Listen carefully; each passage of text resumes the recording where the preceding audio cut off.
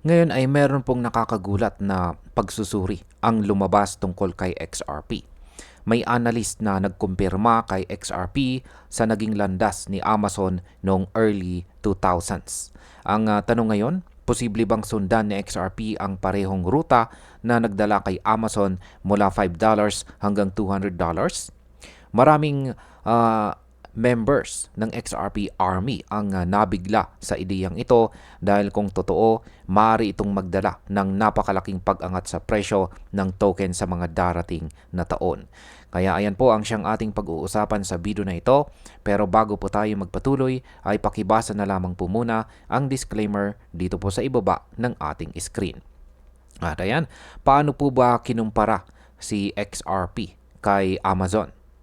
Ayon po sa crypto analyst na si Bull Runners, may malaking pagkakahawig ang kasalukuyang galaw ni XRP sa naging galaw ng presyo ni Amazon noong taong 2000.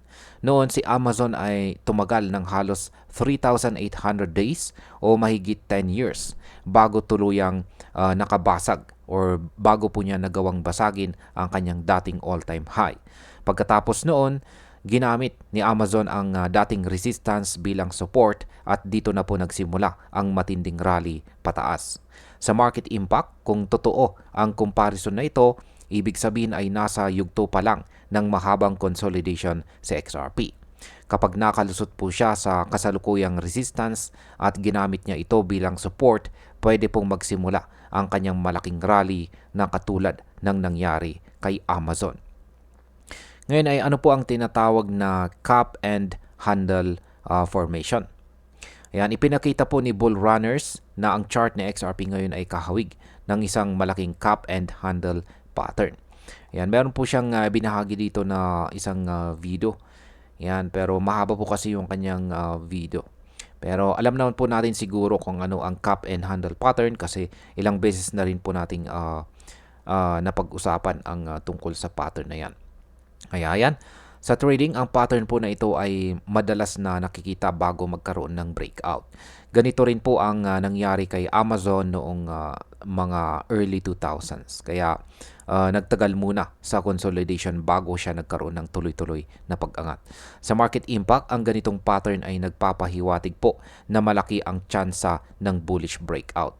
Kapag na-confirm po ito, pwedeng magbukas po ito ng mas mataas na price targets para kay XRP. Ngayon ay paano po ikinumpara ang presyo ni Amazon at ni XRP? Noong nagsisimula pa lang itong si Amazon, ang kanyang presyo ay nasa $5 lamang bago siya tuluyang pumalo sa $200.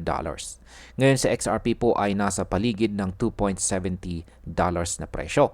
Sabi ng analyst, kung susundin po ni XRP ang parehong ruta, posible siyang makakita ng long-term na presyo na $100 hanggang $200. Kaya sa market impact, ang ganitong target ay hindi mangyayari agad-agad pero nagbibigay po ng long-term vision para sa mga investors. Kapag naging totoo, tataas po ng sobra ang market capitalization ng XRP at mas lalo siyang magiging sentro ng global adoption. Ano naman po ang timeline para sa posibleng paglago ni XRP?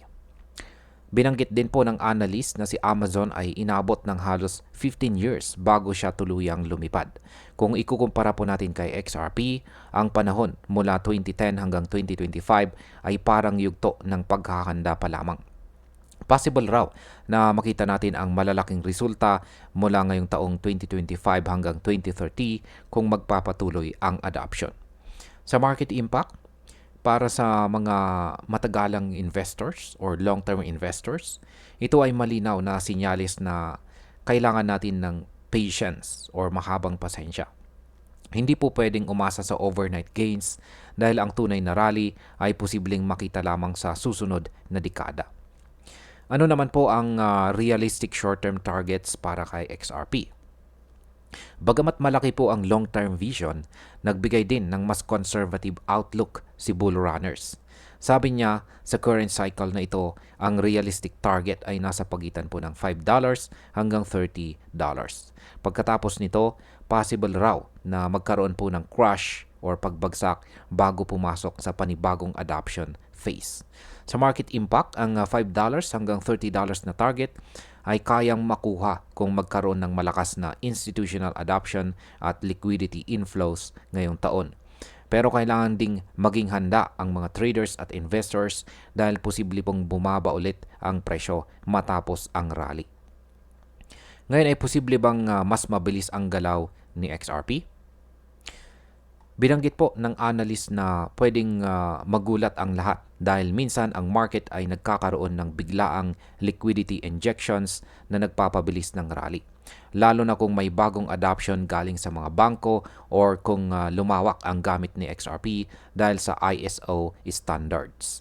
Kung mangyari po ito, posible po tayong makakita ng malakas na rally bago matapos ang taon na ito. Sa market impact, kapag nagkaroon po ng biglaang institutional adoption, pwede pong sumabog ang presyo ni XRP ng mas mabilis kaysa sa inaasahan. Ito ang dahilan kung bakit marami pong traders ang ayaw iwan sa XRP kahit mababa po ang consolidation. Ano naman po ang pinakamahalagang strategy para sa mga investors? Yan, ang binigyang diin ni bull runners ay patience at saka accumulation strategy. Ang pinakamainam raw na gawin ay ang mag-hold at hintayin ang mas malaking adoption kaysa pilitin hulaan ang eksaktong presyo. Ipinakita po ng nakaraan na walang nakapag-anticipate sa pag-akyat ng XRP mula fractions of cent hanggang mahigit $2. Kaya ang pinakamahusay na paraan ay ang manatili at maghintay sa tamang panahon. Kaya sa market impact, kapag mas marami pong investors ang nakakita ng long-term vision, tataas po ang demand at liquidity sa market. Ito ang makakatulong para mapanatili ang presyo ng XRP sa mas mataas na antas. At bilang panghuli, para po sa akin, napakalakas ng comparison na ito dahil may malinaw na basihan sa naging kasaysayan ni Amazon. Totoo na matagal ang naging proseso bago lumipad si Amazon at posibleng ganito rin ang mangyari kay XRP. Ang sinasabi lang nito ay hindi dapat mawalan ng pag-asa ang XRP Army. Ang consolidation ngayon ay bahagi po ng mas malaking galaw sa hinaharap.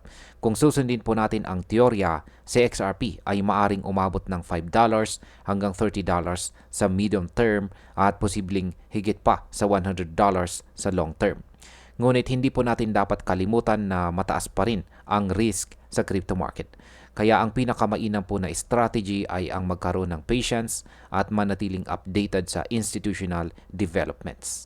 Sa kabuuan, masasabi ko po na si XRP ay parang nasa eksaktong position ni Amazon dati. Kung magpapatuloy po ang adoption at ma-validate ang cup and handle pattern, pwede pong ang susunod na dekada ay makita natin si XRP sa presyo na hindi pa natin naiisip ngayon.